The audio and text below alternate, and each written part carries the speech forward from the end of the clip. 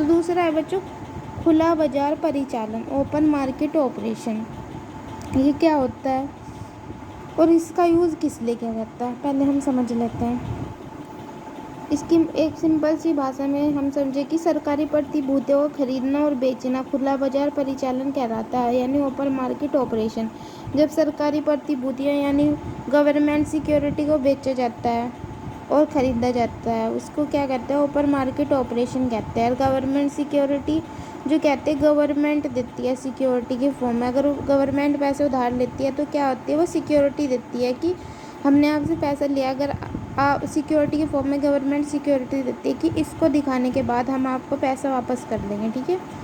अगर उधार लेती है तो हमें कुछ सिक्योरिटी के फॉर्म में भी तो चाहिए कि हमें कैसे पता चलेगा कि आप हमारे पैसे वापस करोगे या नहीं। तो उसके बदले में क्या देती है, गवर्नमेंट सिक्योरिटी देती है, जिसको गवर्नमेंट सिक्योरिटी कहते हैं, ठीक है।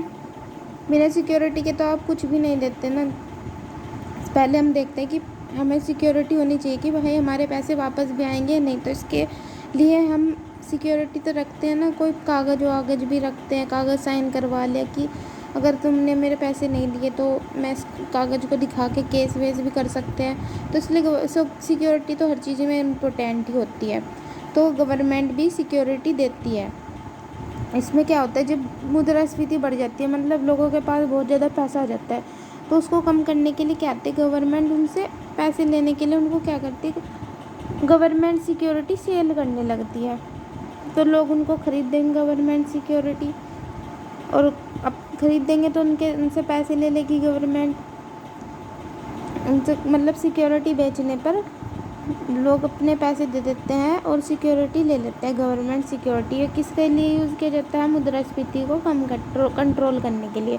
और जब अपस्फीति आ जाती है, लोगों के पास पैसा ही नहीं है, तो क्या होता है, बाय करने लगती है गवर्नमेंट सिक्योरिटी कौन, आरबीआई। जब लोगों के पास पैसे ख़त्म हो गए, उनके पास ख़रीदने के लिए भी कुछ नहीं है, तो जो उनके पास गवर्नमेंट सिक्योरिटी थी वो फिर गवर्नमेंट खुद खरीद लेती है और उनके बदले में पैसा दे देती है लोगों को, जिससे उनके पास पैसा आ जाता है और अपस्फीति कंट्रोल हो जाती है। आई होप आपको समझ आया होगा।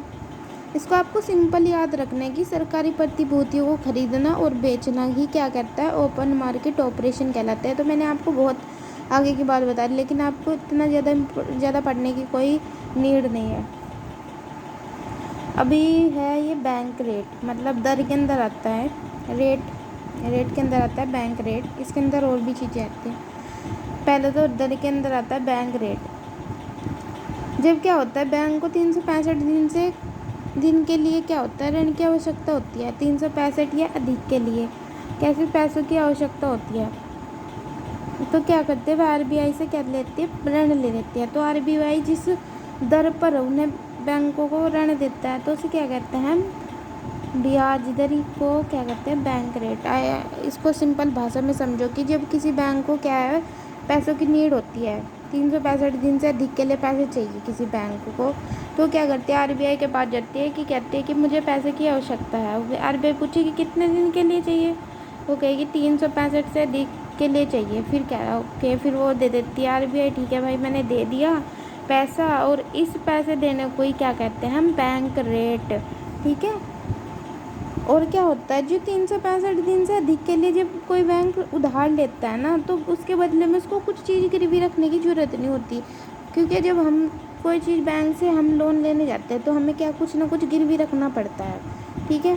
ऐसे ही ये बैंक गए कि हमें आपसे पैसे चाहिए आरबीआई से, तो आरबीआई ने पूछा कि हाँ कितने दिन के लिए चाहिए, उसने कहा 365 दिन या उससे अधिक के लिए चाहिए। तो फिर ठीक है भाई, जब 365 या उससे अधिक के लिए पैसे चाहिए ना, तो जो आरबीआई है ना, उसके पास बैंकों को उसके पास कोई भी गिरवी रखने की ज़रूरत नहीं होने की, ठीक है।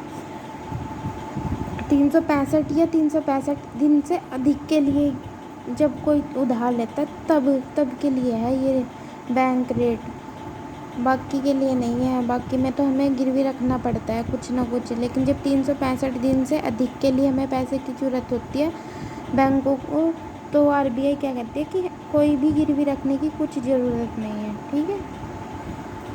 इसको कहते हैं बैंक रेट। जो 365 दिन से अधिक के लिए ऋण की आवश्यकता होती है तो उस दर को, जिस दर पे बैंकों को ऋण दिया जाता है आरबीआई के द्वारा, उस दर को ही हम बैंक रेट कहते हैं। आई होप आपको अच्छी तरीके से क्लियर हो गया होगा।